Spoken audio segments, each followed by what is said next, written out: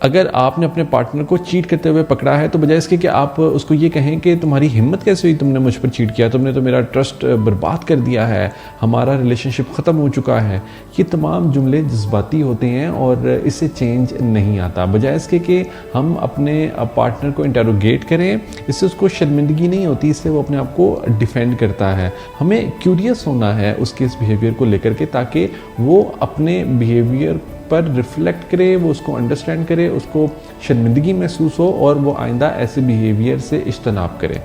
तो ऐसे में एक जुमला बहुत इफ़ेक्टिव होता है और वो जुमला ये होता है कि मैं ये जानना चाहती हूँ कि आपने जब इस लड़की से चैटिंग स्टार्ट की तो आप किस इमोशनल स्टेट में थे, आप क्या सोच रहे थे तब। तो ऐसे में आपका हस्बैंड आपके साथ ओपन होता है, वो आपके साथ अपनी फीलिंग्स को एक्सप्रेस करता है और वो रिफ्लेक्ट करता है कि आखिर उसने ऐसा किया तो किया क्यों।